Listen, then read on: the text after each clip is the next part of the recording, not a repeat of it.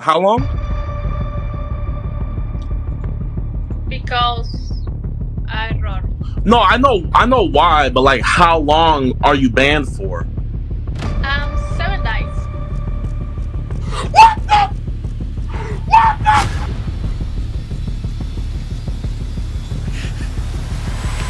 Please, come on. Please. How did my whole speech about how I need subs to keep the stream going if you like the content, blah blah blah, how that results in 0 subs? There are regulars here. That's why I do it.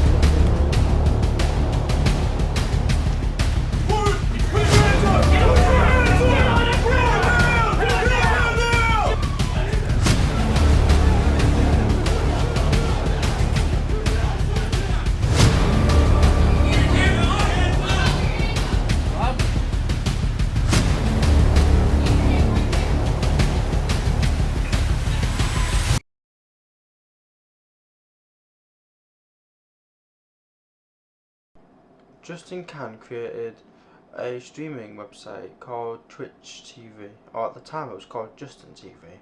During 2007, Justin Can would be swatted.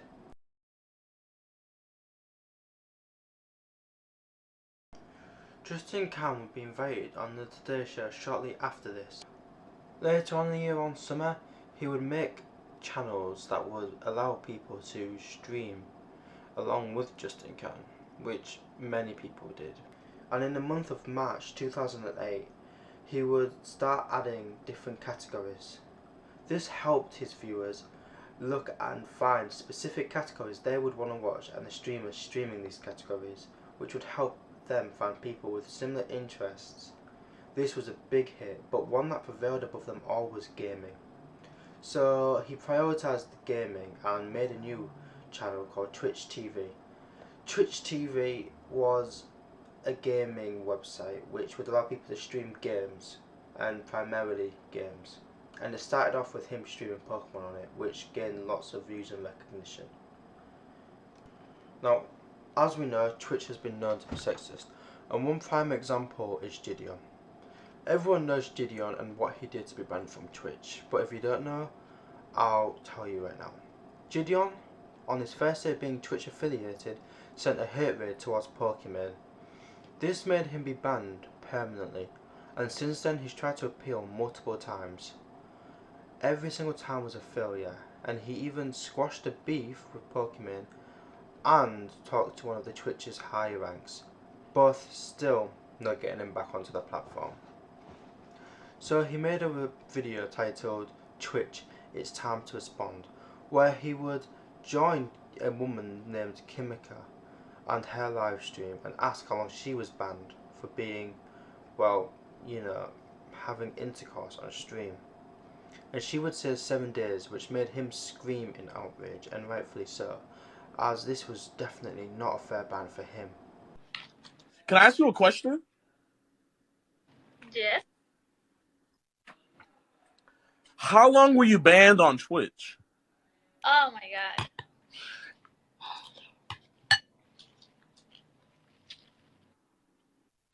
Error. How long? Because error. No, I know why, but like, how long are you banned for? 7 days. What the fuck? What the fuck? What the fuck? What the fuck? What the actual? Many other instances have been like that, as some women, not all, but some women, have been known to be nude or partially nude on their streams and only getting small bans. Now, this is a big problem Twitch has, and I don't know if it's sexism, racism, as Gideon said, or simply just stupidity. However, it needs to be sorted out. Another prime example would be Narcissa Wright. And if you don't know who Narcissa Wright is, she's a gaming influencer who has done many speedruns. She's definitely influential in the gaming industry, however has also suffered some controversies, one of them being her ban on Twitch, When she was banned on Twitch, she wrote how she wanted to end herself and end people at the Twitch HQ, which then got her ban turned into a permanent one. She then apologised in an email, which got her ban reduced to 22 days, less than a month, which Gideon talks about in his video. This is serious, and it's a serious issue, as everyone can agree. Many people are backing up Gideon, as Twitch has been known to do this in the past. All we can do is hope that Gideon gets his platform back, as he deserves it. Twitch, be better. Moving on to the next problem about, well, live streaming in general would be swatting. Now, Twitch being a live streaming website would have the most swattings, so that's why I put it into this video and into this category.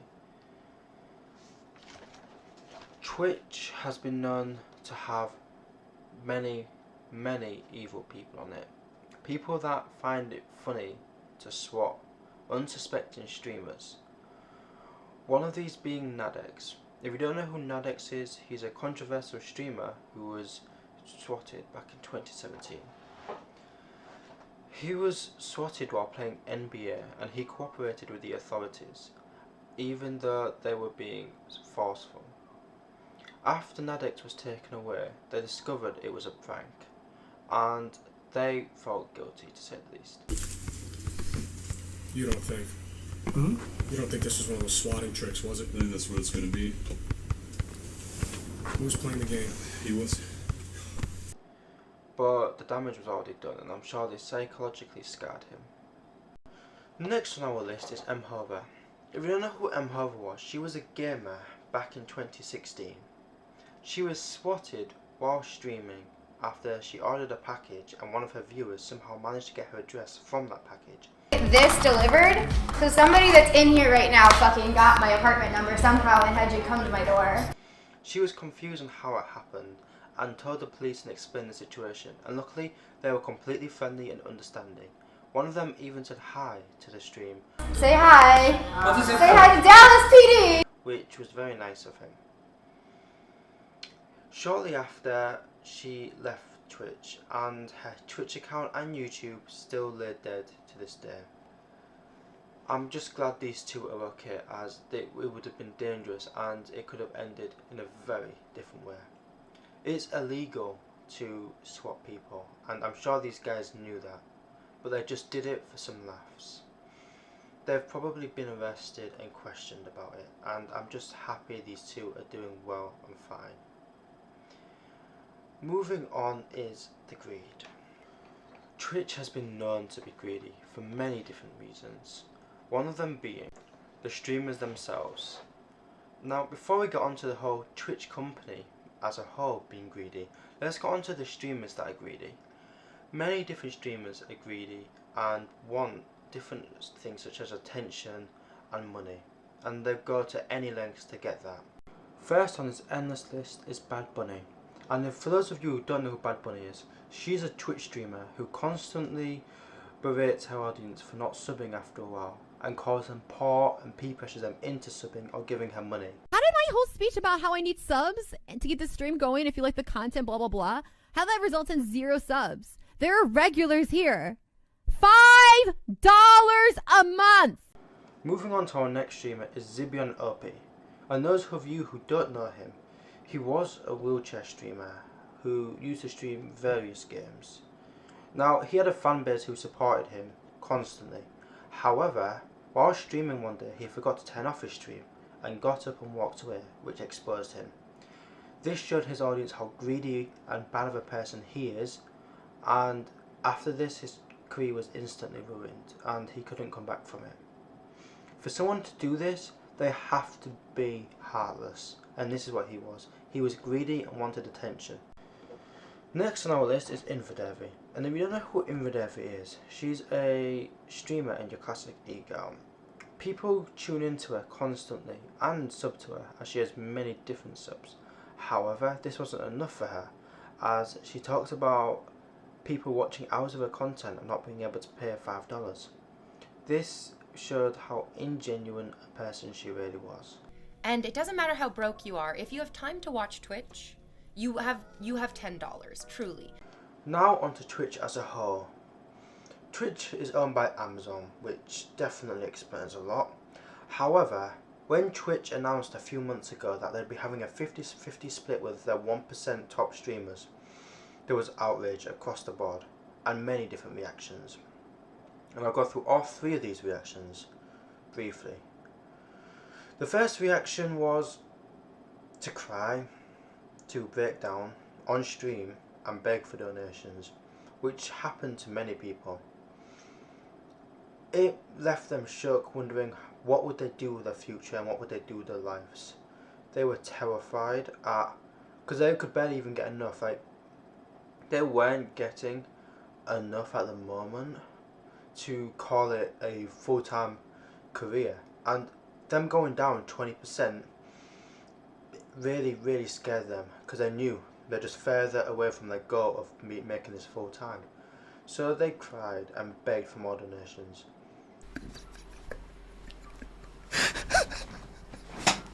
And moving on to our next reaction was anger.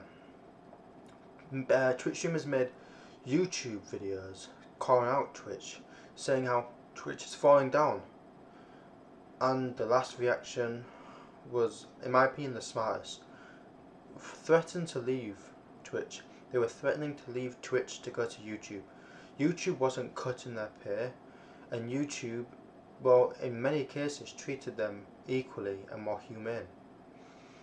However, Twitch knew they had to do something to stop this, so they cancelled their 50-50 plan to put it back to 70-30.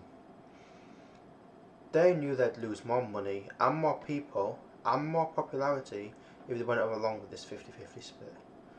So they knew they had to cut the losses. And that will be it for this video, guys. Thank you for watching, and if you enjoyed it, please subscribe, turn on post notifications, and like. And watch my first video if you have time. Keep tuned in because there'll be more every single Sunday, and I'm hoping to start a second channel. Thank you for watching, and share with your friends. In the next one,